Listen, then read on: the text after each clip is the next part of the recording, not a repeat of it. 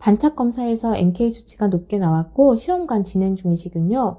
최근에는 원인을 알 수 없는 임신 실패에 대해 여러 갈래로 검사를 진행하고 착상 실패의 위험성을 줄이고 임신을 시도할 수 있어서 좋습니다.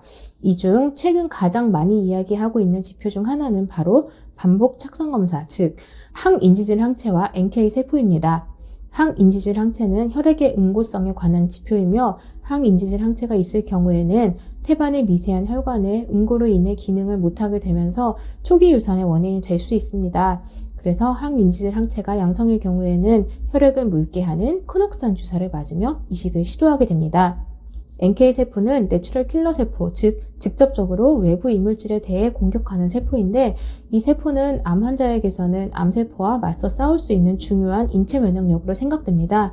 그런데 이 세포가 난임의 영역으로 오게 되면 NK세포가 이식된 배아를 이물질로 판단하여 공격하기 때문에 초기 착상을 방해하는 요소가 됩니다. 그래서 NK세포가 높게 나올 경우에는 면역글로불린이나 인트라리피드 같은 면역계열 주사를 맞으며 이식을 진행합니다. 그런데 NK세포가 단순히 수치가 높으면 임신이 안 되고 수치가 낮으면 임신이 잘 된다는 기준은 아닙니다. 실제로 중요한 것은 NK세포의 수치의 높낮이보다 NK세포를 조절하는 기능이기 때문입니다. 내 몸에 속하는 것은 공격하지 않고 내 몸이 아닌 이물질을 공격하는 기능, 즉 배아를 적으로 인식하지 않도록 면역을 조절하는 기능이 더 중요한 부분입니다. 일반적으로 장기간의 스트레스와 수면 부족, 신체의 여러 컨디션 부조는 면역 체계 조절에 문제를 줄 수 있습니다. 그렇기 때문에 면역 문제로 착상 방해가 있을 경우에는 규칙적인 식사, 수면, 스트레스의 조절 등 기본적인 섭생과 몸 관리를 통해 면역 기능을 정상화한 후에 임신을 시도하는 것이 좋습니다.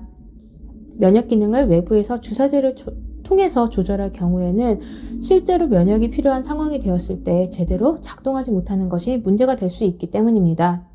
이런 분들께는 한방 자궁신부 치료가 도움이 될 수 있습니다.